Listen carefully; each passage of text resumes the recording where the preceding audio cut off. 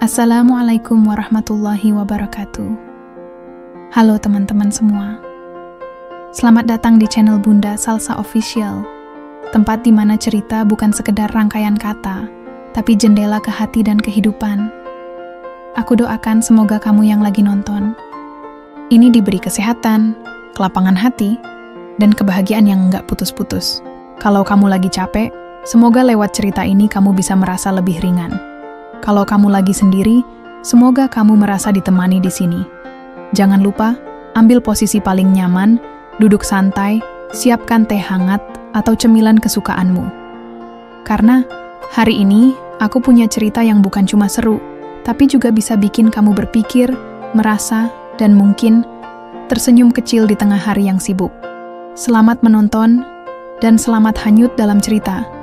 Jangan lupa tulis komentar setelah nonton ya.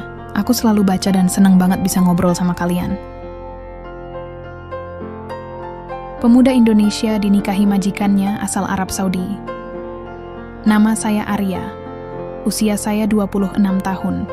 Saya berasal dari Indonesia, tepatnya dari sebuah desa kecil di Jawa Tengah. 3 tahun lalu, saya menginjakkan kaki di tanah Arab Saudi, bukan untuk beribadah haji atau umrah, tapi untuk bekerja. Seperti jutaan orang lainnya yang merantau, saya datang dengan satu harapan: memperbaiki nasib. Pekerjaan saya, supir pribadi. Saya mengantar, menunggu, dan kadang mendengarkan. Itu pun, kalau diminta. Saya bekerja untuk keluarga Ar-Rashid, salah satu keluarga terkaya di Riyadh, pemilik perusahaan minyak yang begitu besar, hingga sulit dipercaya kalau pemiliknya manusia biasa. Tapi majikan saya bukan kepala keluarga. Saya bekerja langsung untuk Az-Zahra Al-Rashid, putri satu-satunya dari Sheikh Khalid Al-Rashid. Usianya sekitar 23, berkulit cerah, bermata tajam, dan selalu berbusana sopan serta tertutup. Ia tidak banyak bicara. Bahkan sejak hari pertama saya bekerja, Zahra, begitu, saya memanggilnya dalam hati, hanya mengangguk singkat sebagai sapaan. Sisanya, semua perintah disampaikan lewat aplikasi pesan, asisten rumah tangga, atau pengawal rumah. Pekerjaan saya sangat rutin. Setiap pagi saya mengantar Zahra ke kantor pusat perusahaan di distrik Al-Olaya. Setelah itu saya menunggu di mobil hingga ia selesai bekerja. Kadang-kadang saya menjemputnya saat belanja atau menemani ke pusat perbelanjaan mewah. Tidak ada obrolan, tidak ada basa-basi. Saya profesional, ia juga demikian. Saya pikir hubungan kami akan terus begitu. Biasa saja, tapi ternyata saya salah. Semuanya mulai berubah perlahan. Suatu hari saat mengantarnya ke kantor, saya hampir terlambat karena jalanan padat. Saat kami sampai, Zahra turun dari mobil dan, untuk pertama kalinya, menoleh ke arah saya dan berkata, dalam bahasa Inggris yang pelan, "Thank you, Arya." Tidak panjang, tapi cukup untuk membuat saya menoleh berkali-kali ke kaca spion. Itu pertama kalinya ia menyebut nama saya. Lalu hari demi hari, ada perubahan kecil lainnya. Zahra mulai memberikan saya sebotol air minum setiap pagi. Kadang, saat ia membeli makan siang, ada satu porsi tambahan untuk saya di kursi depan. Ia juga mulai menatap saya lebih lama saat saya membuka pintu mobil untuknya. Bukan pandangan menakutkan, melainkan seolah ia ingin mengatakan sesuatu tapi belum siap. Saya mulai sadar, Az-Zahra tidak sedingin yang saya kira. Ia hanya pandai menyembunyikan perasaannya. Sore itu, setelah kami pulang dari supermarket, ia turun dari mobil lebih lambat dari biasanya. Saat saya membukakan pintu, ia menatap saya dan tersenyum samar. "Terima kasih sudah sabar menunggu," ucapnya pelan. Lalu ia melangkah masuk ke rumah tanpa berkata apa-apa lagi.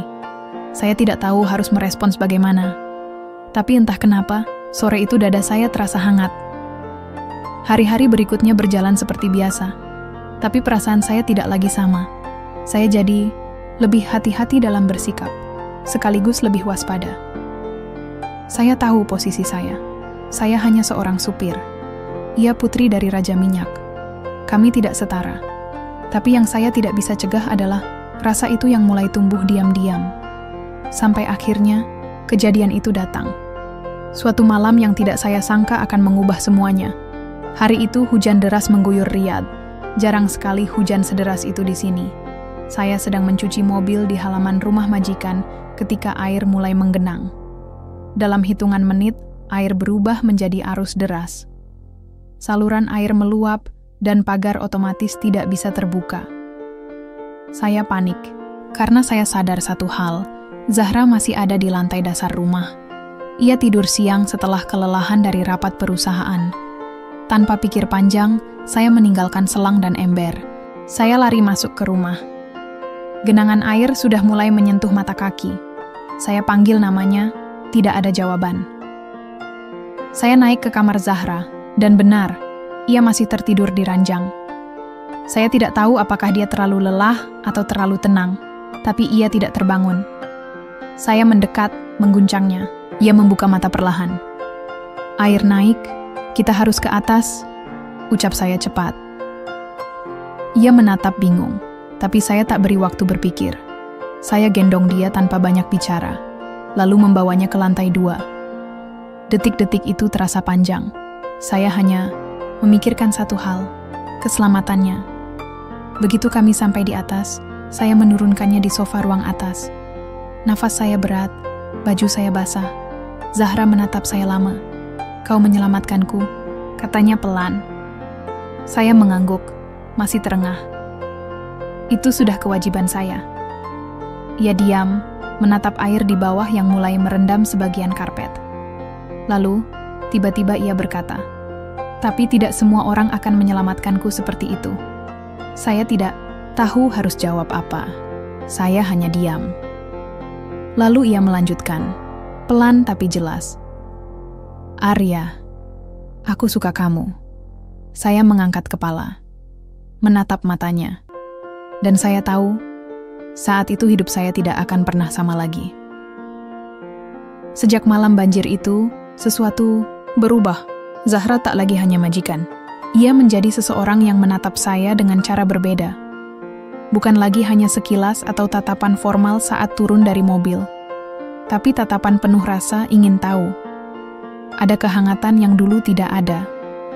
Dan bagi saya, itu membuat setiap hari berjalan lebih aneh sekaligus lebih membingungkan. Esok paginya, saya pikir semuanya akan kembali seperti biasa. Saya datang lebih awal, memanaskan mobil, berdiri di dekat pintu seperti biasa. Tapi yang keluar dari pintu bukan Zahra yang diam seperti biasanya. Ia berjalan lebih santai, matanya sempat menatap saya lama. Tak ada cadar menutupi wajahnya pagi itu. Ia hanya mengenakan kerudung longgar dan kacamata hitam. Dan saat saya membukakan pintu mobil, ia berujar pelan, "Terima kasih." Karena semalam, saya menunduk, tak tahu harus menjawab apa. Saya takut salah bicara.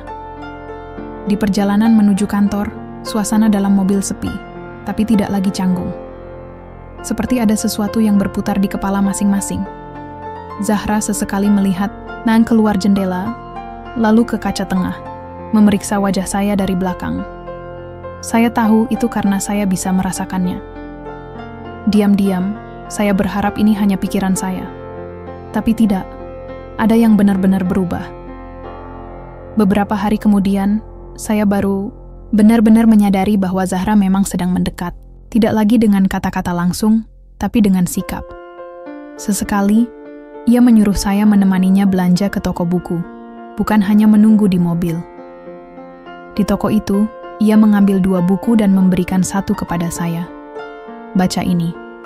"Menarik," katanya, singkat. Saya mengambil buku itu, mengangguk, walau saya belum tahu isinya apa. Di rumah, ia mulai duduk lebih lama di ruang tamu, jika tahu saya sedang istirahat di garasi. Kadang hanya membaca buku sambil sesekali melirik ke arah luar. Ia tidak menyuruh saya masuk, tapi kehadirannya terasa seperti ajakan diam-diam. Ada satu sore yang tak saya lupakan. Saya sedang menyiram tanaman hias di halaman belakang. Zahra berdiri di balkon lantai atas, memanggil pelan. "Arya." Saya menoleh. Dia menunjuk pot tanaman yang mulai layu. "Itu terlalu banyak airnya. Nanti akarnya busuk." Saya mengangguk. Ia tersenyum kecil, lalu masuk kembali. Percakapan singkat, Tapi untuk saya, itu terasa seperti obrolan 1 jam. Hari-hari seperti itu terus berulang. Tanpa sadar, saya mulai menantikan pagi hari. Saya mulai berhati-hati memilih parfum. Saya menyisir rambut lebih rapi. Dan setiap kali melihat Zahra, dada saya terasa sesak. Tapi saya juga takut. Takut berharap terlalu tinggi. Saya sadar saya hanya pekerja. Suatu malam, saya sedang makan di dapur kecil dekat garasi. Zahra muncul tiba-tiba, mengenakan piyama lengan panjang dan syal tipis menutupi kepalanya. Ia membawa 2 gelas teh. Saya hampir tersedak saat melihatnya. "Berdiri di sana. Kau belum makan?" tanyanya. Saya mengangguk. "Sudah, ini baru mulai makan." Ia menyerahkan 1 gelas teh hangat. "Untukmu." Saya menerimanya dengan tangan gemetar. Ia duduk di ujung meja, diam, lalu berkata, "Aku tidak pernah merasa selamat seperti malam itu. Sejak kecil, tidak pernah ada yang menggenggam tanganku seperti itu. Bahkan ayahku." Saya menunduk, mendengarkan. "Aku tumbuh dengan aturan dan kemewahan, tapi tidak ada yang benar-benar ada untukku," lanjutnya. Saya hanya bisa berkata pelan, "Aku hanya melakukan tugasku, Nona Zahra." Ia tersenyum, tapi tidak menanggapi panggilan Nona. "Malam itu, aku tidak melihatmu sebagai supir. Aku melihatmu sebagai seseorang yang membuatku merasa hidup." Kata-kata itu terlalu dalam. Saya tidak tahu harus berkata apa. Ruang sempit dapur itu terasa penuh. Teh saya sudah dingin, tapi tangan saya masih memegang cangkirnya erat. Zahra berdiri. "Aku tahu kau mungkin takut, tapi aku hanya ingin jujur." Setelah itu, ia pergi. Selama beberapa hari setelahnya, Zahra kembali diam. Ia seperti mundur beberapa langkah. Saya juga tidak berani bertanya. Tapi hubungan kami tidak kembali seperti dulu. Meski tidak bicara, ia tetap memperhatikan saya. Ia tetap membawa 2 botol air saat naik mobil, tetap memberikan 1 buku bacaan kalau kami singgah di toko, tetap berdiri di balkon kalau saya sedang di taman.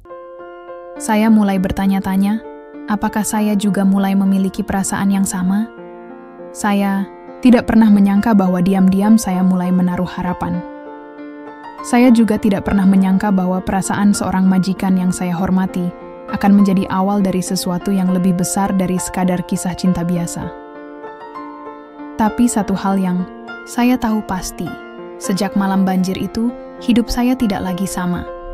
Dan mungkin Zahra juga merasakannya. 2 minggu setelah malam di dapur itu, segalanya tampak kembali tenang. Tapi saya tahu, tenang bukan berarti tidak ada apa-apa. Kadang justru di balik keheningan, banyak hal sedang bergerak pelan, diam-diam, seperti aliran air di bawah lantai. Tak terlihat, tapi pasti. Zahra masih seperti biasa, pendiam, kalem, tertutup. Ia kembali mengenakan cadar saat keluar rumah, kembali bicara seperlunya. Tapi sekali waktu, mata kami bertemu di cermin mobil. Dan di situ saya tahu, Zahra belum lupa apa yang pernah ia ucapkan. Saya juga belum bisa lupa. Hanya saja, saya sadar satu hal. Perasaan seperti ini tidak boleh sembarangan. Saya tahu batas saya. Di Arab Saudi, apalagi di keluarga elit seperti keluarga Al-Rashid, aturan sosial itu tegas dan tidak kenal kompromi. Tak peduli sejauh mana saya sudah menyelamatkan Zahra, saya tetap bukan siapa-siapa. Namun, seperti yang sering terjadi dalam hidup, kadang sesuatu yang paling ingin kita hindari justru mendekat. Sore itu, saya sedang memeriksa ban mobil di garasi ketika Asma, salah satu pembantu rumah tangga Zahra, menghampiri saya. "Tuan muda Arya," katanya, pelan, lirih. Saya langsung menoleh. "Kenapa, Mbak?" "Asisten Syekh memanggilmu ke ruang tamu utama. Syekh Khalid ada di sana juga." Saya terdiam. Jantung saya berdetak cepat. Tidak biasanya Syekh Khalid memanggil saya langsung. Selama ini semua urusan dilakukan lewat kepala pelayan. Saya membersihkan tangan dengan cepat, mengganti baju, dan berjalan menuju rumah utama. Langkah saya terasa berat. Ruang tamu utama keluarga Al-Rashid seperti istana kecil. Pilar tinggi berlapis marmer, lampu gantung, megah dan lantai yang bisa memantulkan bayangan. Di tengah ruangan, duduk seorang pria paruh baya dengan jubah putih dan sorban merah putih khas Saudi. Sheikh Khalid, ayah Zahra. Di sebelahnya duduk Zahra. Wajahnya tertutup cadar, tapi matanya menatap saya terus, tajam namun tenang. Di sisi kanan, ada pria Arab muda berjas hitam. Saya tidak mengenalnya. Duduklah, kata Sheikh Khalid dengan bahasa Arab campur Inggris. Saya menurut.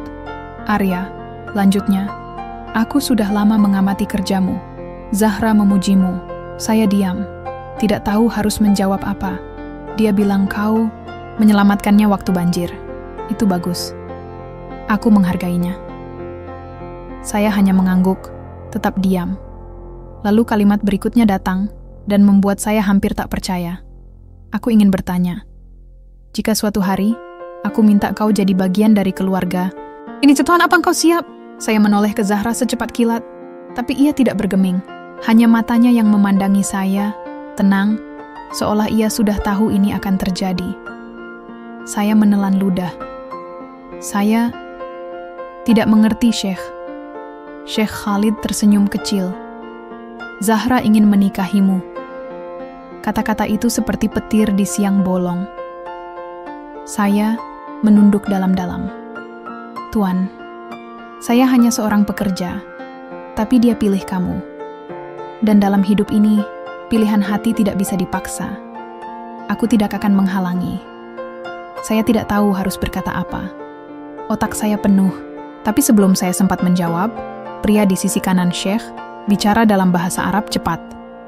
Sepertinya ia tidak setuju. Wajahnya tegang. Saya tidak bisa mengerti semua yang dikatakannya, tapi intinya jelas, dia menolak keputusan itu. Sheikh Khalid menoleh ke arah pria itu. Dia bukan untuk Zahra, katanya tegas. Lalu ia berdiri, menatap saya langsung. Aku beri kamu waktu 3 hari. Kalau kamu siap, aku akan umumkan pernikahan ini. Kalau tidak, aku akan lupakan ini semua, dan Zahra akan dijodohkan dengan pria di sampingku ini. Saya pulang ke kamar malam itu dalam keadaan kosong. 3 hari. 3 hari untuk menentukan sesuatu yang bisa mengubah seluruh hidup saya. 3 hari untuk memutuskan apakah saya berani atau tidak. Malam pertama, saya tidak tidur. Malam kedua, saya memikirkan keluarga di kampung. Bagaimana saya menjelaskan semua ini ke ibu saya, ke adik-adik saya? Apakah mereka akan percaya bahwa anak mereka diminta menikahi putri bangsawan Arab? Malam ketiga, saya duduk di halaman belakang rumah majikan. Zahra datang diam-diam, mengenakan kerudung dan sweater panjang. Ia duduk di samping saya, membawa 2 gelas susu hangat. Maaf kalau ayah membuatmu tertekan, katanya lirih. Saya menatapnya. Aku hanya takut. Aku takut menghancurkan hidupmu. Dan aku takut kalau aku tidak jujur pada diriku sendiri. Kami diam. Kalau kau menolak, aku akan tetap menghormatimu, lanjut Zahra. Tapi aku tidak akan menikah dengan pria yang tidak aku kenal hatinya. Saya menatapnya lama. Lalu saya berkata, kalau aku bilang ya, apa kau yakin bisa bertahan dengan semua risikonya? Ia mengangguk pelan. Aku tidak butuh pria sempurna. Aku butuh pria yang bisa aku percaya. 3 hari kemudian, saya berdiri di ruang tamu keluarga Al-Rashid. Dengan suara mantap, saya berkata, saya siap. Dan saat itu juga, semua yang saya kira hanya mimpi, mulai menjadi kenyataan. Pernikahan kami dilangsungkan secara diam-diam. Hanya beberapa orang yang tahu. Ayah Zahra, 2 saudara laki-lakinya yang lebih muda, dan 3 orang tua-tua dari keluarga besar Al-Rashid. Tidak ada pesta mewah, tidak ada iring-iringan mobil panjang. Hanya akad sederhana di ruang kecil yang biasanya digunakan untuk rapat keluarga. Saya mengenakan gamis putih yang dipinjamkan kepala pelayan. Zahra mengenakan abaya dan kerudung krem. Wajahnya tertutup cadar, tapi saya bisa melihat sorot matanya yang hangat. Di ruangan itu, semua terasa asing, kecuali satu hal. Ia menatap saya tanpa ragu. Sheikh Khalid yang menikahkan kami langsung. Suaranya berat, tapi penuh keyakinan saat menyebut nama saya di hadapan saksi. saya merasa seperti berdiri di antara dua dunia yang selama ini tak pernah saya bayangkan bisa bertemu. Setelah akad, kami duduk berdua di taman belakang rumah besar itu. Tidak ada pelukan, tidak ada kecanggungan juga, hanya hening panjang. Zahra membuka cadarnya perlahan, lalu menatap saya sambil tersenyum tipis. "Kita suami istri sekarang," katanya pelan. "Saya hanya bisa mengangguk, dan kau tetap bekerja di sini. Tapi sekarang bukan sebagai supir," tambahnya. Saya menoleh heran. "Maksudmu?" "Ayah ingin kau mulai belajar bisnis. Mulai dari bawah. Dia akan mengajarimu sendiri. Kita tidak bisa langsung bicara soal perusahaan minyak, itu terlalu besar. Tapi ada beberapa unit kecil yang bisa jadi awal." Saya terdiam, menimbang. "Aku tidak ingin kau hanya jadi suami Zahra," lanjutnya. "Aku ingin kau jadi seseorang yang berdiri di kakimu sendiri. Dan ayah juga menginginkan itu." Saya menarik napas dalam-dalam. Semua terjadi terlalu cepat. Tapi di dalam hati, saya merasa inilah jalannya. Zahra bukan hanya pemberi kesempatan, dia seperti jembatan menuju dunia, yang selama ini hanya saya lihat dari balik kemudi hari-hari. Pertama pernikahan kami aneh, tapi pelan-pelan terbentuk ritmenya. Kami tinggal di salah satu rumah kosong milik keluarga Zahra, tidak jauh dari kediaman utama. Rumah itu 2 lantai, bergaya modern. Ada taman kecil, dapur bersih, dan ruang kerja yang belum banyak terisi. Disitulah saya mulai belajar bisnis. Bukan dari buku, tapi dari pengalaman langsung. Sheikh Khalid memperkenalkan saya pada 2 bisnis kecil miliknya, perusahaan logistik dan toko peralatan konstruksi. Saya diminta terlibat penuh, dari laporan keuangan, urusan karyawan, sampai distribusi barang. Saya tidak tahu apa-apa awalnya, tapi setiap malam, saya duduk bersama Zahra, membicarakan apa yang saya pelajari hari itu. Zahra ternyata sangat cerdas. Ia menguasai manajemen, akuntansi, sampai hukum dagang. Tapi ia tidak pernah menggurui. Ia hanya menuntun. Kalau saya salah, dia tidak langsung membenarkan, tapi bertanya, membuat saya berpikir ulang. "Bisnis bukan soal untung rugi saja, Arya," katanya satu malam. "Ini soal mengelola kepercayaan, termasuk dari orang-orang kecil yang bekerja di dalamnya." Saya mencatat itu. Di antara urusan pekerjaan, kehidupan rumah tangga kami pun perlahan menghangat. Zahra mulai masak untuk kami berdua. Ia belajar masakan Indonesia dari YouTube. Kadang terlalu asin, kadang hambar, tapi saya selalu makan dengan lahap. "Kalau nanti kita punya anak," katanya sambil tertawa satu malam, "aku ingin mereka tahu 2 budaya sekaligus." Saya hanya menatapnya. Tak pernah saya bayangkan akan punya istri seperti ini. Perempuan kuat, cerdas, dan tahu kemana ingin melangkah. Namun tidak semua orang di sekeliling kami senang dengan pernikahan ini. Suatu sore, saat saya baru pulang, dari kantor logistik saya menemukan seorang pria berdiri di depan rumah. Tubuhnya tinggi, mengenakan gamis hitam. Wajahnya saya kenali, pria yang dulu duduk di sebelah Sheikh Khalid saat pertemuan itu. "Namaku Faisal," katanya datar. "Aku sepupu Zahra. Dan aku tidak percaya kamu menikahinya karena cinta." Saya tidak menjawab. Saya tahu arahnya kemana. "Kau hanya pembantu yang dinaikkan derajatnya. Kau tidak akan bisa hidup lama di keluarga ini." Ia melangkah pergi sebelum, saya bisa bicara. Tapi ucapannya tinggal di kepala saya sampai malam. Saya tidak bercerita pada Zahra. Saya hanya makin bersemangat membuktikan diri. Hari-hari berikutnya saya bekerja lebih keras. Saya mulai mengerti cara membaca neraca, membedakan cash flow sehat dan tidak. Saya turun ke gudang, bicara dengan sopir truk, mendengar keluhan mereka soal rute dan biaya solar. Semua saya catat, saya laporkan ke Sheikh Khalid, dan pelan-pelan, kinerjanya membaik. 3 bulan setelah pernikahan, saya diundang ke pertemuan keluarga besar Al-Rashid. Saya pikir ini hanya makan malam.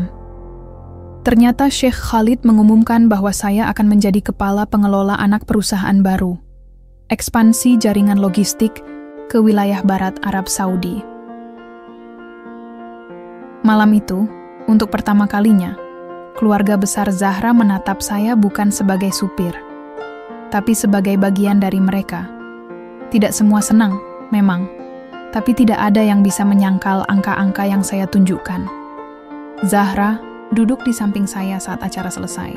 Ia menggenggam tangan saya pelan, lalu berkata, "Kau sudah lebih dari yang pernah aku bayangkan. Dan untuk pertama kalinya sejak pernikahan kami, saya tidak lagi ragu apakah saya pantas berada di sisinya. Saya tahu, jalan ini baru dimulai." 3. Bulan sejak saya dipercaya memimpin cabang logistik di wilayah barat Arab Saudi, pekerjaan makin padat. Tapi saya suka tantangannya. Semakin hari saya makin paham bahwa dunia ini bukan sekadar urusan angka dan laporan, tapi soal manusia, keputusan, dan kadang sejarah yang tidak pernah betul-betul hilang. Zahra tetap jadi teman paling jujur di rumah. Setiap malam, kami berbagi cerita. Ia banyak membantu menganalisis strategi, mengevaluasi keputusan yang saya ambil. Tapi sejak saya mulai pegang kendali penuh, saya tahu satu hal. Saya tidak bisa terus bergantung padanya. Saya harus berdiri sendiri. Dan ujian itu datang lebih cepat dari dugaan saya. Hari itu, saya berada di pelabuhan Jeddah, memeriksa gudang, distribusi baru yang akan kami gunakan untuk ekspansi. Semuanya terlihat baik, sampai kepala gudang membisikkan sesuatu. "Tuan Arya, ada beberapa kontainer yang tidak sesuai daftar muatan. Ada bahan bakar mentah di dalamnya." Saya mengerutkan dahi. "Bahan bakar mentah? Kami tidak mengelola minyak di cabang ini." Dia mengangguk. "Saya tahu. Tapi saya pikir Anda harus lihat sendiri." Kami menuju ujung area pergudangan. Kepala gudang menunjukkan satu kontainer yang terkunci ganda. Setelah dibuka dengan bantuan petugas, bau menyengat langsung menyeruak keluar. Saya kenali baunya. Minyak mentah. Di dalamnya, tangki-tangki kecil berjejer. Semua tersembunyi di balik tumpukan palet barang. Tidak ada catatan pengiriman, tidak ada dokumen bea cukai. Saya langsung menghubungi kantor pusat. Tapi tidak saya ceritakan pada siapapun di rumah. Termasuk Zahra. Saya ingin memastikan lebih dulu. 2 hari kemudian, seseorang dari pihak internal datang menemui saya diam-diam di kantor. Namanya Yusuf, kepala divisi audit perusahaan Al-Rashid. Ia membawa berkas dan catatan keuangan lama. "Arya, aku akan bicara terus terang," katanya. "Kau masuk ke area yang sensitif. Gudang ini pernah jadi tempat distribusi ilegal bertahun-tahun lalu. Ada urusan lama keluarga besar Al-Rashid di dalamnya. Tapi tak semua orang tahu. Bahkan Zahra pun mungkin tidak tahu." Saya menatapnya lekat-lekat. "Apa maksudmu?" "Beberapa tahun lalu, ada penggelapan besar-besaran. Salah satu paman Zahra, Abdullah Al-Rashid, menggunakan jaringan logistik keluarga untuk menyelundupkan bahan bakar ke luar negeri lewat jalur gelap. Kasusnya ditutup diam-diam oleh Sheikh Khalid demi menjaga nama baik keluarga." Saya terdiam. Nama Abdullah belum pernah disebutkan di meja makan, pun dalam percakapan apapun di rumah. Dan sekarang kontainer itu muncul lagi. Yusuf mengangguk. Saya rasa ada yang mencoba hidupkan kembali jalur lama itu. Mungkin ada orang-orang lama yang kembali main. Saya menatap tumpukan laporan.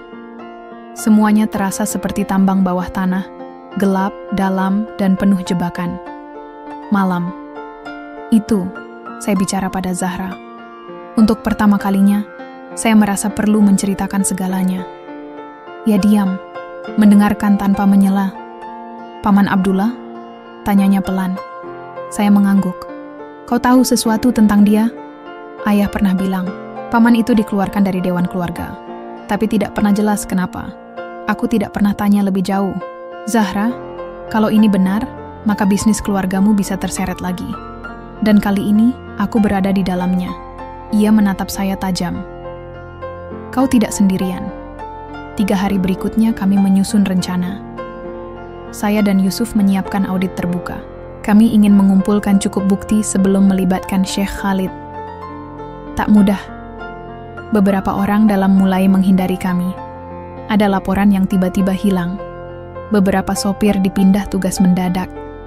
Lalu sebuah ancaman datang. Seseorang meninggalkan amplop di dashboard mobil saya. Di dalamnya ada foto saya dan Zahra saat makan malam di rumah kecil kami diambil dari jarak jauh.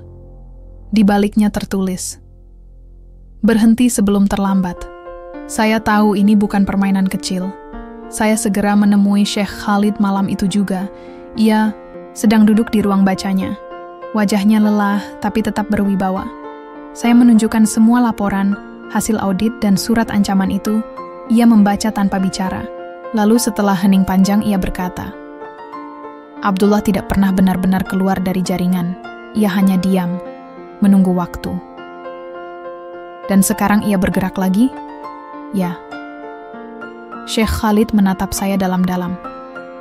"Kalau engkau teruskan ini, kau akan hadapi dia. Kau yakin siap?" Saya mengangguk. Saya sudah ada di tengahnya. Saya tidak akan mundur. Ia menarik napas panjang. "Baik, mulai sekarang, kau tidak hanya mengurus cabang. Aku akan beri kau kuasa penuh untuk bersihkan jaringan lama ini." Saya terdiam. Tanggung jawab itu terasa berat. Tapi saya tahu, kalau saya mundur, semua akan kembali ke awal. Malam itu, saat saya pulang, Zahra menunggu di teras. Ia duduk diam, mengenakan sweater abu-abu dan celana longgar. Matanya mengarah ke langit. "Kau baik-baik saja?" tanyanya. Saya duduk di sampingnya. Akan ada masa sulit di depan. Ia menggenggam tangan saya. "Aku sudah siap dari awal, Arya." Saya menatapnya. "Dan kalau aku gagal?" Ia menoleh. "Kita akan gagal sama-sama, tapi setidaknya kita mencoba." Saya mengangguk. Tidak ada yang lebih saya butuhkan malam itu selain keyakinan itu.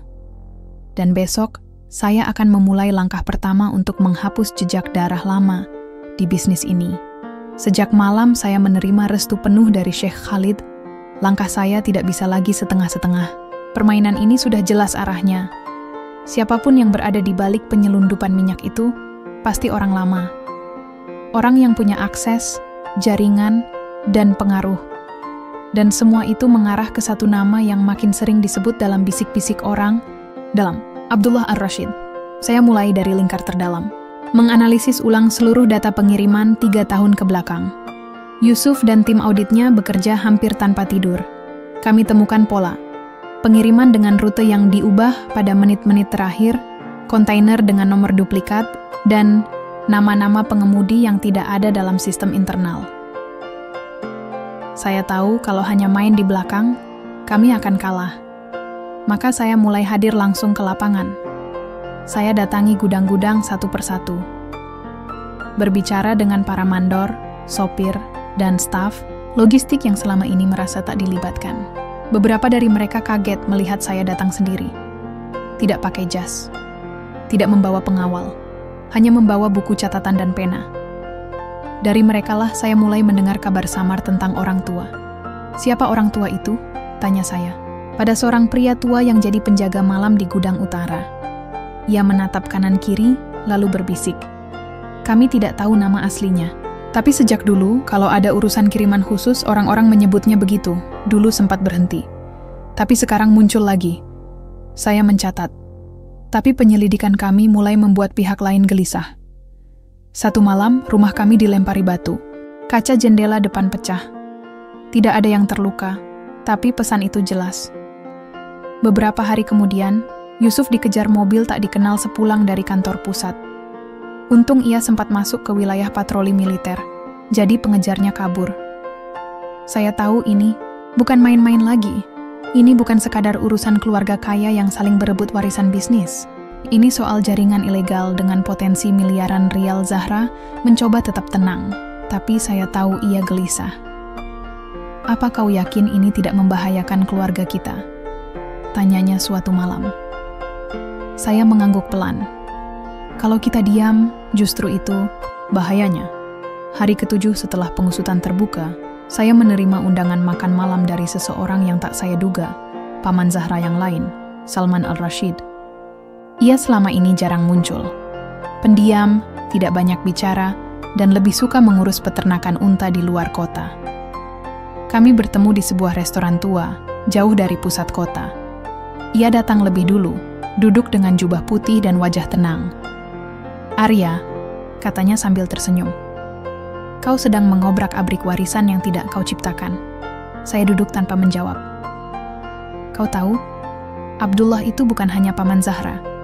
Dulu, dia hampir jadi pewaris utama bisnis ini. Tapi satu kesalahan buat semuanya berubah.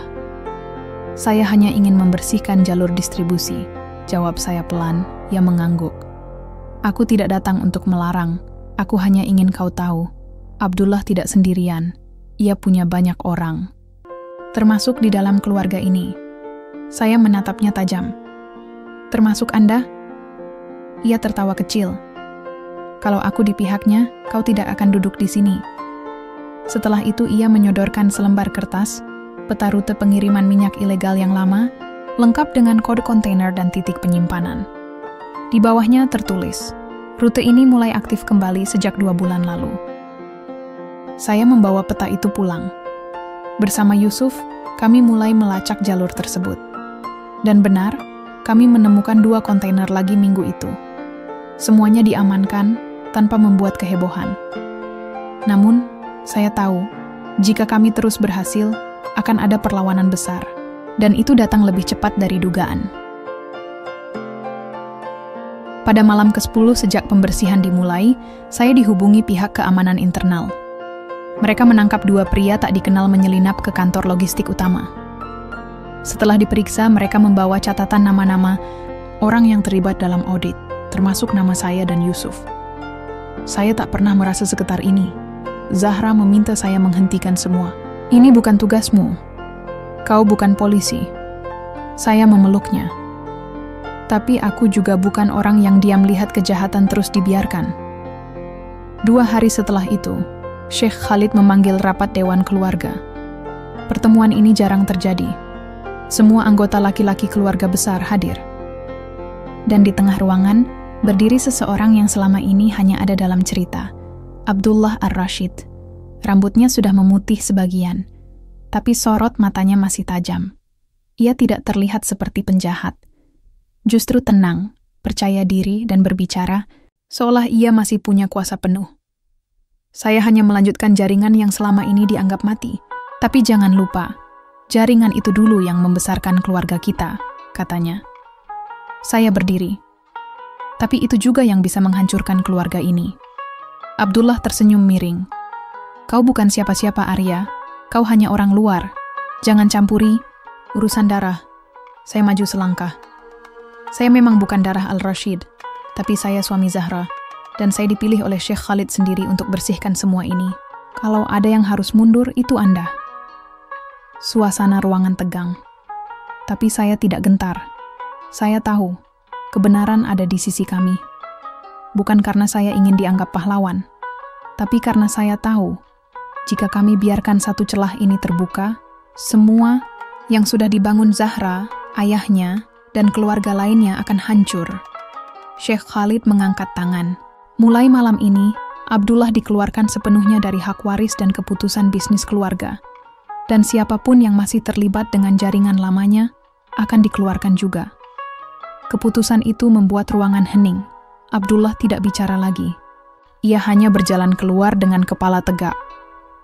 Tapi saya tahu, ini belum akhir. Dan untuk saya dan Zahra, ini baru babak baru dari perang yang sesungguhnya. 3 hari setelah rapat keluarga besar dan pengusiran Abdullah dari lingkar kekuasaan, Ar-Rashid, semuanya tampak tenang di permukaan. Tapi saya tahu persis, ketenangan seperti itu tidak pernah benar-benar kosong. Selalu ada sesuatu yang bergerak di baliknya. Dan saya tidak salah. Pagi itu, saya menerima panggilan dari salah satu kepala gudang baru di Riyadh, pria muda bernama Bilal. Ia baru 3 bulan bekerja, direkrut, karena rekam jejaknya yang bersih dan ketat soal sistem. Suaranya terdengar gugup di telepon. Tuan Arya, saya menemukan sesuatu. Apa? Ada logistik masuk yang tidak sesuai invoice. Tapi saat saya cek ke pusat, nama suppliernya tidak ada dalam sistem kita. Di mana sekarang barang itu? Masih, di truk, saya tahan. Supirnya belum tahu saya curiga. Jangan sentuh apapun. Saya akan ke sana. Saya langsung berangkat. Perjalanan dari rumah ke gudang sekitar 1 jam. Sepanjang jalan pikiran saya berputar. Jaringan Abdullah memang telah dijegal, Tapi bisa jadi masih ada kaki-kaki lain yang terus bekerja, dan dugaan saya terbukti. Sampai di lokasi, Bilal menunjukkan surat jalan palsu, rapi, profesional.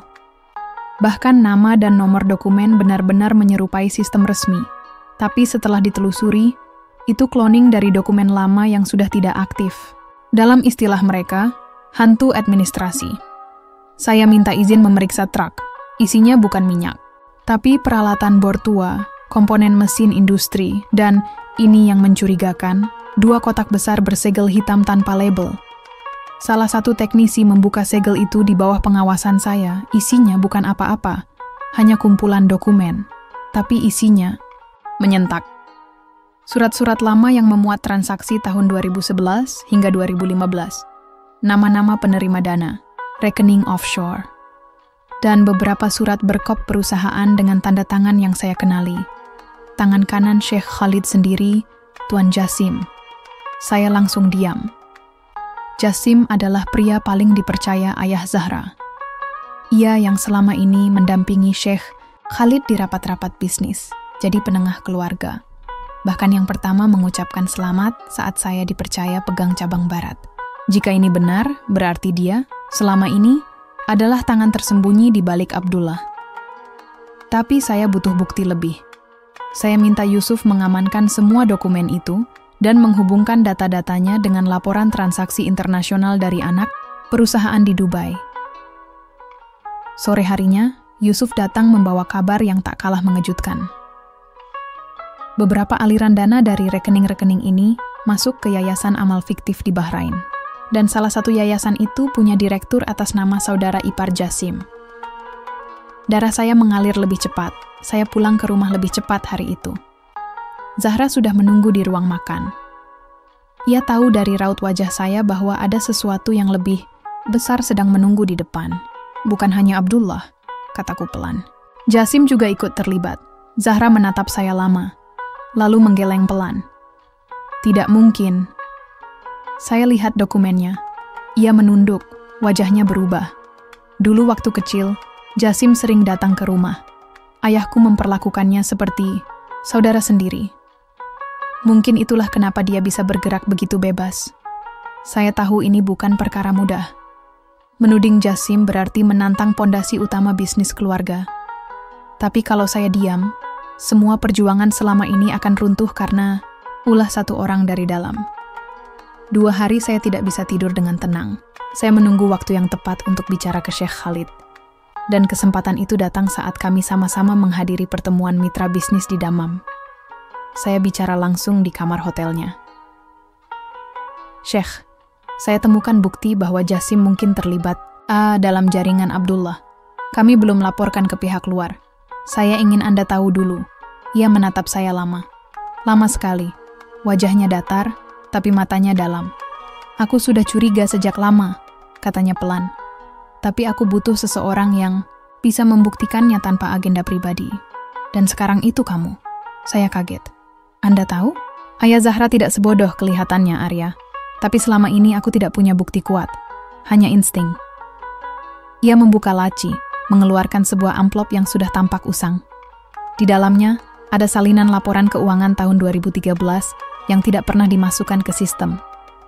Tertulis jelas nama Jasim sebagai penanggung jawab jalur distribusi yang hilang.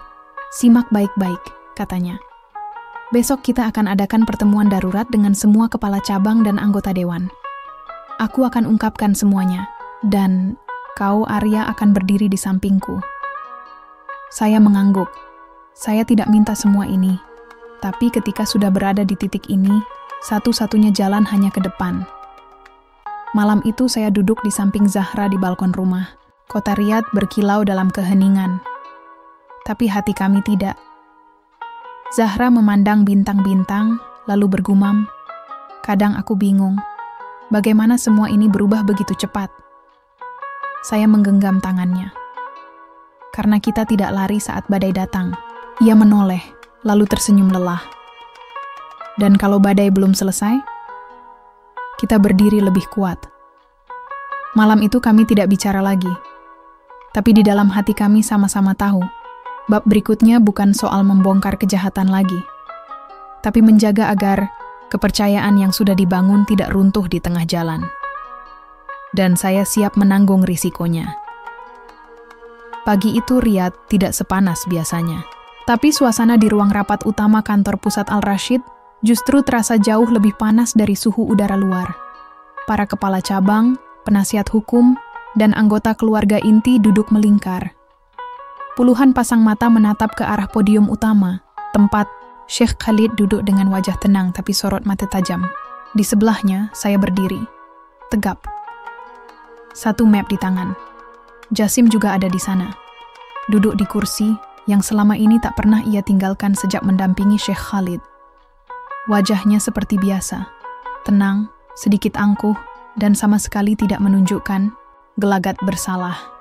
Itulah yang membuat pria itu begitu berbahaya. Syekh Khalid membuka pertemuan dengan suara yang tidak meninggi, tapi cukup untuk membuat semua orang diam. Ada hal yang harus kita selesaikan hari ini, bukan sekadar laporan keuangan, tapi lebih dari itu, masalah kepercayaan, kehormatan, dan masa depan keluarga ini. Semua menegang, tidak ada yang bersuara. Lalu giliran saya bicara. Saya tidak akan panjang lebar, kataku membuka. Beberapa minggu terakhir kami temukan jaringan pengiriman ilegal yang ternyata masih aktif. Tapi lebih mengejutkan lagi, kami temukan bukti bahwa aliran dana dari jaringan itu mengarah ke individu yang sangat dekat dengan manajemen tertinggi. Saya buka map, menyodorkan salinan bukti transaksi yang sudah diverifikasi oleh auditor independen. Semua dokumen ini mengarah ke satu nama, Jasim bin Thalib. Beberapa orang mengangkat alis, yang lain langsung saling bisik-bisik. Jasim sendiri hanya melipat tangan di dada, tidak bereaksi. Saya lanjutkan. Selama bertahun-tahun, beliau mengelola dana dari jalur distribusi bayangan, mendirikan yayasan fiktif, mengalirkan uang ke luar negeri, dan ikut terlibat dalam jaringan Abdullah Ar-Rashid. Syekh Khalid kemudian angkat tangan, meminta semua diam. Jasim, katanya datar. Apa yang ingin kau sampaikan? Semua menatap pria itu. Ia berdiri pelan, menyusun kata. Aku tidak akan membantah semua itu. Tapi semua yang kulakukan, awalnya demi menyelamatkan perusahaan saat krisis 2010. Saat semua orang diam, aku yang bergerak. Abdullah hanya bagian dari itu. Ia memandang ke arah saya. Dan kau, Arya, datang saat semuanya sudah tenang. Kau pikir semua ini dibangun dengan tangan bersih? Saya jawab tenang. Mungkin tidak. Tapi justru karena itu saya di sini. Untuk membenahi. Beberapa anggota dewan tampak gelisah. Salah satunya, Paman Ahmed, berdiri dan bertanya. Kalau semua ini benar, apa langkah selanjutnya? Syekh Khalid menjawab sendiri. Mulai hari ini, Jasim dicabut dari semua wewenang dan posisi. Ia akan diproses secara hukum sesuai peraturan yang berlaku. Tak ada pengecualian, bahkan untuk orang sepertinya. Jasim tidak membantah. Ia hanya diam, lalu berjalan keluar dari ruang rapat tanpa sepatah kata. Suasana di ruangan berubah tegang menjadi sunyi, tapi saya tahu ini bukan akhir. Justru awal dari membangun ulang kepercayaan. Setelah pertemuan itu, banyak yang mendekati saya. Ada yang memberi selamat. Ada yang hanya mengangguk kecil, mungkin belum yakin apakah saya benar-benar pantas di posisi ini. Tapi saya tidak terlalu memikirkan itu. Yang penting, langkah pertama sudah dilewati. Malamnya, saya duduk bersama Zahra di ruang kerja rumah kami. Ia membawakan teh, lalu duduk di sebelah saya. Wajahnya lebih lega dari sebelumnya. Sudah selesai? Tanyanya. Belum, jawab saya. Jujur. Tapi fondasinya sudah kuat sekarang. Sisanya tinggal dijaga agar tidak retak lagi. Zahra mengangguk, lalu dengan pelan berkata, "Kau tahu, aku sering khawatir ayah terlalu percaya padamu." Saya tertawa kecil. Aku juga. Tapi hari ini, kurasa ayah benar. Kalimat itu singkat, tapi sangat berarti. Saya tidak jawab apa-apa, hanya menatap mata Zahra sebentar. Lalu kembali menunduk, membaca ulang data yang masih perlu saya susun untuk audit bulan depan. Di luar rumah, Angin malam mulai bertiup. Kota ini tak pernah benar-benar tidur. Tapi di dalam rumah kami, setidaknya malam itu ada ketenangan untuk pertama kalinya sejak semua ini dimulai. Di benak saya, hanya ada satu hal. Setelah semua badai ini, saya ingin bangun sebuah sistem yang tak lagi bergantung pada 1-2 orang kuat. Tapi, pada nilai dan aturan yang jelas. Karena saya tahu, kekuatan sejati bukan pada siapa yang duduk di kursi atas, tapi siapa yang mau menjaga agar kursi itu tidak digunakan untuk kepentingan pribadi. Dan untuk itu, saya siap berdiri di barisan depan. Waktu berlalu dengan cara yang tenang, namun penuh makna. Sejak peristiwa besar itu, rumah kami berubah menjadi pusat ketenangan sekaligus kekuatan baru. Saya dan Zahra mulai merasakan hal yang sama. Bahwa perjalanan ini bukan sekadar tentang bisnis atau kekuasaan, melainkan tentang membangun sebuah keluarga yang solid, yang bisa saling menopang dalam segala situasi. Pagi itu, seperti biasa, saya membuka jendela ruang kerja di lantai 2 rumah kami di pinggiran Riyadh. Udara segar menyambut. Burung-burung mulai berkicau di taman kecil belakang rumah. Di bawah, Zahra sudah sibuk mengurus 3 anak kami. Mereka berlari-lari riang, tertawa lepas di halaman, bebas dari kekhawatiran dunia dewasa. Anak pertama kami, Malik, baru berusia 8 tahun, menunjukkan ketertarikan yang luar biasa pada hal-hal teknis. Dia suka sekali membuka mainan yang rusak, kemudian mencoba memperbaikinya sendiri. Beberapa kali Zahra dan saya duduk bersama membantunya, membuat model-model sederhana dari kayu dan logam kecil. Suatu hari, Malik akan jadi insinyur hebat, kata Zahra dengan mata berbinar. Anak kedua, Hana, yang berusia 5 tahun, lebih pendiam tapi cerdas. Dia suka membaca buku cerita dan sering ikut duduk mendengarkan kami berdiskusi tentang rencana bisnis atau keadaan keluarga. Kadang-kadang dia bertanya, "Papa, kenapa kamu harus bekerja keras seperti ini?" Saya hanya tersenyum dan menjawab, supaya keluarga kita kuat dan bahagia. Dan yang bungsu, Zain, baru berusia 2 tahun. Dia sedang dalam masa belajar berjalan dan sering membuat kami tertawa dengan tingkah polosnya. Kehadiran mereka membuat saya sadar bahwa semua perjuangan bukan sekadar untuk menambah kekayaan, tapi untuk memastikan masa depan mereka lebih baik. Di kantor, tanggung jawab saya semakin besar. Sheikh Khalid memberi kebebasan lebih dalam mengatur perusahaan minyak yang kini mulai pulih dan berkembang pesat. Saya tidak hanya menjadi pengelola, tapi juga harus belajar mengambil keputusan strategis. Itu bukan hal mudah. Banyak keputusan harus saya buat berdasarkan data, intuisi, dan pengalaman yang saya peroleh selama ini. Namun di tengah kesibukan, saya selalu menyempatkan waktu untuk Zahra dan anak-anak. Kami punya aturan sederhana. Waktu makan malam adalah waktu tanpa gadget, tanpa pembicaraan soal pekerjaan, hanya kami dan cerita sehari-hari. Kadang Zahra memasak masakan Indonesia yang ia pelajari dari saya. Nasi goreng, rendang, sambal, semua menjadi momen spesial untuk keluarga kami. Di luar urusan keluarga dan pekerjaan, saya juga mulai menyadari pentingnya membangun kepercayaan dan kerjasama dengan staf-staf baru dan lama. Saya tidak mau lagi ada intrik atau kekuasaan yang bermain di balik layar. Semua harus berjalan dengan transparan dan adil. Suatu sore, saya mengadakan pertemuan kecil dengan tim inti di kantor. Saya jelaskan visi dan misi kami ke depan. Memperkuat bisnis minyak sambil membuka peluang baru di sektor energi terbarukan. Saya ingin memastikan bahwa kami tidak hanya bergantung pada sumber daya fosil, tapi juga mempersiapkan masa depan yang lebih hijau dan berkelanjutan. Tim saya terlihat antusias, tapi juga tahu betapa berat tanggung jawab itu. Mereka tahu, saya bukan hanya bos mereka, tapi juga orang yang pernah mengalami banyak rintangan dan siap berjuang bersama mereka. Di sisi lain, Zahra juga mulai lebih aktif di beberapa kegiatan sosial dan filantropi. Dia percaya, kekayaan dan keberhasilan bukan hanya untuk dinikmati sendiri, tapi untuk berbagi kepada yang membutuhkan. Kami sering berdiskusi tentang bagaimana caranya mengembangkan yayasan amal keluarga agar lebih terorganisir dan berdampak luas. Suatu malam, saat kami duduk bersama di balkon rumah, Zahra menggenggam tangan saya. "Arya, aku bangga padamu. Tidak hanya karena kau bisa mengelola bisnis ini, tapi karena kau selalu menjaga keluarga kita. Kau membuat aku merasa aman. Saya tersenyum. Kita tumbuh bersama, Zahra. Aku juga beruntung punya kamu. Kehidupan kami memang bukan tanpa tantangan. Ada saja masalah kecil seperti kesibukan anak-anak yang membuat kami kelelahan, atau persaingan bisnis yang tak pernah berhenti, tapi kami selalu menghadapinya bersama. Saya belajar satu hal penting.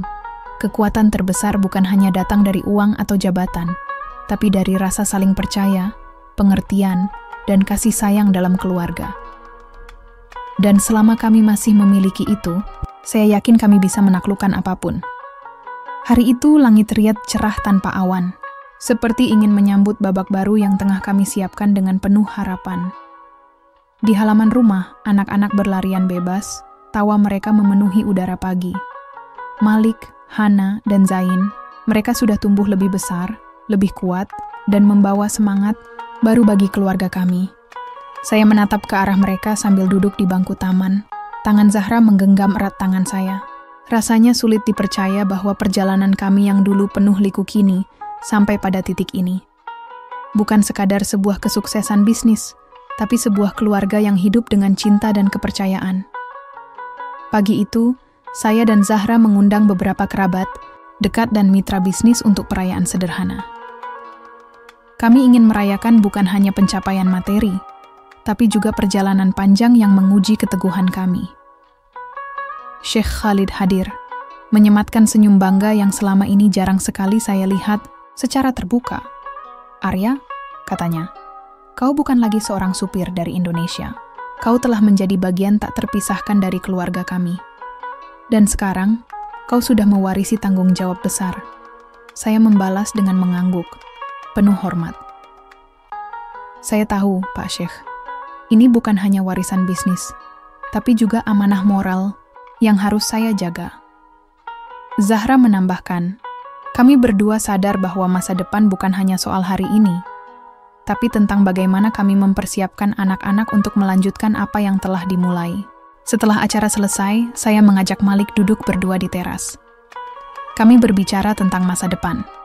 Saya menceritakan pentingnya integritas, kerja keras, dan kejujuran dalam mengelola bisnis. Malik mendengarkan dengan serius, sesekali mengangguk. "Ayah, aku ingin belajar lebih banyak lagi. Suatu hari aku ingin memimpin perusahaan ini," katanya dengan semangat. Saya tersenyum lebar. Itu harapan ayah juga, Nak. Tapi ingat, yang paling penting adalah menjaga hati dan kepercayaan. Kehidupan kami kini tidak hanya soal meraih sukses, tapi menjaga agar nilai-nilai yang kami pegang tidak pudar oleh waktu atau godaan. Zahra, yang dulunya pendiam dan tertutup, kini menjadi sosok yang kuat dan penuh kasih. Peranannya di Yayasan Amal Keluarga semakin berkembang, membantu banyak orang dan memberikan arti lebih dalam bagi setiap pencapaian kami. Di sisi saya, segala tantangan yang pernah saya hadapi di masa lalu terasa seperti batu loncatan yang menguatkan. Dari seorang supir pribadi yang hanya mengantar jemput, hingga menjadi pemimpin bisnis besar. Semua berkat kerja keras, kesetiaan, dan dukungan keluarga. Saat matahari mulai merendah ke ufuk barat, kami duduk berdua menghadap taman yang kini penuh warna-warni bunga dan pohon rindang. Saya memandang Zahra dan berkata, "Perjalanan ini luar biasa, Zahra, dan aku bersyukur kau ada di sisiku." Dia tersenyum, mata berkaca-kaca. "Aku juga, Arya. Kita telah melewati semuanya bersama. Sekarang saatnya kita siapkan masa depan yang lebih baik untuk anak-anak kita." Dalam hati, saya tahu, walau badai dan gelombang menghadang, selama ada cinta dan kepercayaan, kami akan terus maju. Mewariskan bukan hanya harta, tapi nilai dan semangat untuk generasi selanjutnya. Cerita kami bukan hanya tentang seorang pemuda Indonesia yang menikah dengan anak bos minyak Arab Saudi.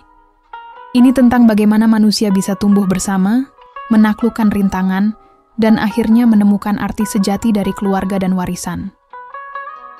Di sini, di Riyadh, di tengah hiruk-pikuk bisnis dan dunia yang berubah cepat, kami menemukan rumah kami. Tempat di mana cinta dan kerja keras bertemu menjadi satu, dan itu adalah warisan terbesar yang bisa kami berikan. Waktu berjalan tanpa menunggu siapapun. anak-anak kami tumbuh, membawa warna baru dalam hidup saya dan Zahra. Malik sudah mulai menunjukkan ketegasan yang khas dengan visi bisnis yang berani dan semangat belajar yang tak pernah padam. Hana semakin cerdas dan penuh empati, seperti ingin meneruskan misi sosial ibunya. Sedangkan Zain, yang paling kecil, penuh rasa ingin tahu dan suka bertualang, selalu membuat kami tersenyum dengan tingkahnya yang lincah. Di pagi yang hangat itu, kami duduk bersama di ruang tamu rumah yang telah kami renovasi menjadi lebih nyaman dan modern. Saya memandang 3 anak saya dengan perasaan bangga sekaligus khawatir. Dunia tidak selalu mudah, dan saya tahu mereka akan menghadapi tantangan yang lebih besar dari apa yang pernah saya lalui. Malik berbicara lantang. Ayah, aku ingin mulai ikut mengelola proyek-proyek kecil di perusahaan. Aku ingin belajar dari bawah. Saya tersenyum. Bagus, nak. Tapi ingat, jangan pernah lupakan nilai-nilai yang kita pegang. Kejujuran, kerja keras, dan menghormati orang lain. Zahra menambahkan, kamu harus siap menghadapi tekanan dan keputusan sulit. Tapi kami di sini selalu mendukung. Hana, yang duduk di samping Malik, dengan suara lembut berkata, aku ingin membantu di bagian yayasan keluarga. Aku ingin mengembangkan program yang bisa membantu anak-anak kurang beruntung. Kata-katanya membuat hati saya hangat. Saya tahu dia punya hati besar, yang akan membuat dunia ini sedikit lebih baik. Zain, kamu nanti juga akan punya peran, nak. Tapi sekarang main dulu, belajar banyak hal. Saya menggoda si kecil yang tiba-tiba meloncat ke pangkuan Zahra. Hari-hari kami kini dipenuhi dengan pelajaran dan tanggung jawab baru. Saya mengatur jadwal belajar khusus untuk Malik di bidang bisnis dan manajemen. Kami mendatangkan mentor-mentor profesional agar dia bisa mendapatkan pengalaman nyata, bukan hanya teori. Di sisi lain, Zahra sibuk membimbing Hana untuk mengenal dunia sosial dan filantropi lebih dalam. Mereka sering mengikuti acara sosial, bertemu dengan berbagai komunitas, dan belajar cara mengelola yayasan keluarga agar lebih efektif. Sementara itu, saya juga tidak berhenti belajar. Dunia bisnis terus berubah, dengan teknologi baru dan pasar global yang semakin dinamis. Saya harus memastikan bahwa perusahaan kami tidak hanya bertahan, tapi juga menjadi pemimpin yang inovatif dan berkelanjutan. Suatu sore, saya mengajak Malik mengunjungi salah satu proyek energi terbarukan yang sedang kami jalankan di pinggiran kota. Melihat langsung turbin angin yang berputar dan panel surya yang menyerap sinar matahari, saya berharap Malik bisa memahami betapa pentingnya inovasi dan tanggung jawab terhadap lingkungan. Kamu lihat, nak, ini bukan hanya soal bisnis. Ini tentang masa depan kita semua. Jika kita bisa menjaga bumi ini, anak cucu kita akan hidup lebih baik. Malik mengangguk serius. Aku mengerti, ayah. Aku ingin menjadi bagian dari itu. Hari-hari terus berjalan. Kami membangun bukan hanya perusahaan, tapi juga karakter dan jiwa anak-anak kami. Kadang saya teringat saat saya pertama kali datang ke Arab Saudi sebagai supir pribadi, jauh dari keluarga dan kenyamanan. Kini, saya berdiri di sini dengan keluarga yang saya bangun bersama Zahra, dengan anak-anak yang menjadi harapan dan penerus kami. Namun, saya tahu perjalanan kami belum selesai, masih banyak tantangan di depan. Persaingan bisnis semakin ketat, perubahan regulasi, dan tuntutan untuk selalu berinovasi. Tapi saya percaya, dengan fondasi yang kuat dan keluarga yang solid, kami bisa melewati semuanya.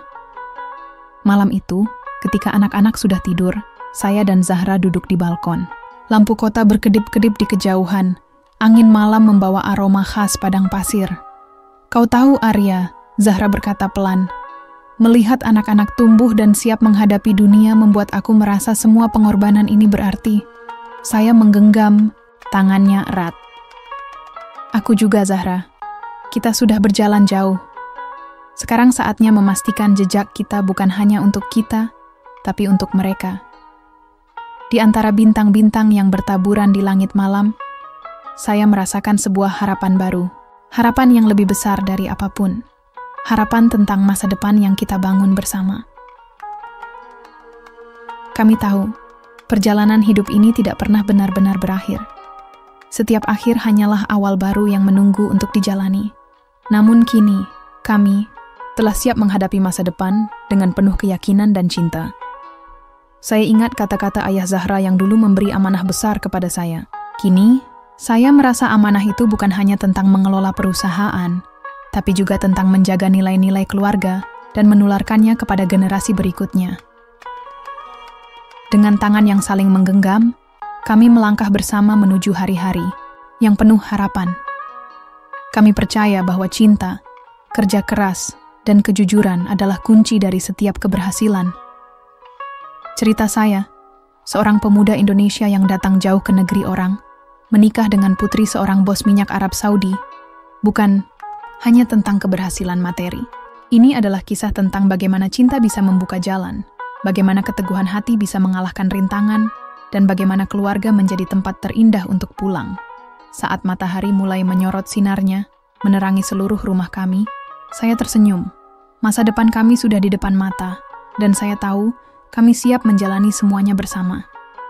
Ini adalah akhir dari satu bab, dan awal dari perjalanan yang lebih indah lagi.